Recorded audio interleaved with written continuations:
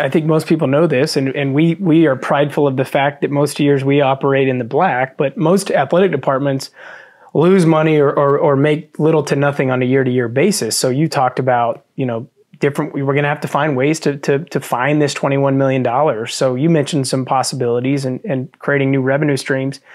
We've heard rumors that the Big 12 may have a naming rights partner at some point. Do you think there will come a day when there's corporate logos on K-State football uniforms or corporate logos on our football field? What are the chances of that? Well, we've already approved the corporate logos on the field. So you've got the 225-yard line that is for the conference, and then we've never been able to do a midfield logo or the other 25-yard lines, and that's been approved. So we're working with our Learfield partners to see what's the best option. Is it a local option or is it a national brand? But absolutely, that's going to be additional revenue. And then we have talked about patches on jerseys, both football, basketball. And again, those are opportunities that we need to pursue. So I've been saying this, I'm obviously on the back end of my career.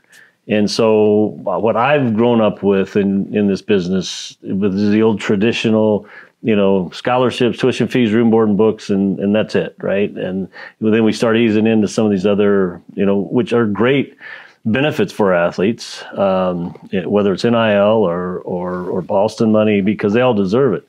Now this is a different deal, and so for me, I have to think differently. I have to get out of my comfort zone and say, okay, we have to approach this business way differently than we have in the past, and look at outside income from other sources, whether that's, third-party equity investments, whether that's doing things on our uniforms and selling our product out there more than we've ever done. And then we really have to get outside of our comfort zone and think of things in a way different fashion in order to manage this and make it work. And you made a good reference there. You referred to it as this business, and that's really what it's become, right? I mean, it's always been a business in some form, but the focus has always been on scholarships and creating educational opportunities, and now it is truly becoming a commercialized business. Is that accurate? It really is, and I still think I don't want to lose the fact that these young men and women are coming here and they're still going to get a degree, and they're still going to class, and they're still going to walk out of here. And many of them walk out of here before their 4 years with a degree, and some of them walking out here with master's degrees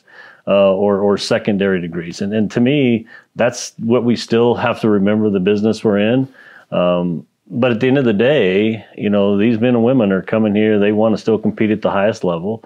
Yes, they're being compensated differently than they ever have been, but they're still going out to put on the K-State uniform and go out and win a conference championship and possibly go into the NCAA tournaments and go as far as they can. And so that's what I have to take a step back and remember. At the end of the day, they're still young men and women that are getting their degrees. They're playing at the highest level. They're still competing and loving K-State. And yes, they're getting compensated for that. And they're still the same great individuals that we're recruiting that come here because they just want to play the sport. Absolutely.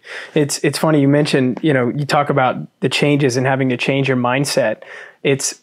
We talk about the past like it's so long ago, but sitting here in August of 24, it was 3-4 years ago, just over 3 years ago when books, tuition, room and board, some other miscellaneous benefits was the scholarship, the opportunity at a school like Kansas State. And in a short time, we've gone from 0 to 100. And so I know that these changes are all coming fast and furious. And so applaud you guys for the job that you're doing, staying on top of it and keeping us in the conversation. I think, Curry, the other thing that, a lot of our fans know, and I don't want to lose sight of this, is we are self-funded, and we're one of the few athletic programs in the country that are. We don't get tuition dollars. We don't get tuition discounts. We don't get state dollars. We get no student fees or university fees. And so that does challenge us more. And so when we talk about how are we going to do this from a non-traditional ways, we have to look into that. A lot of schools do get support from their university, and I'm not saying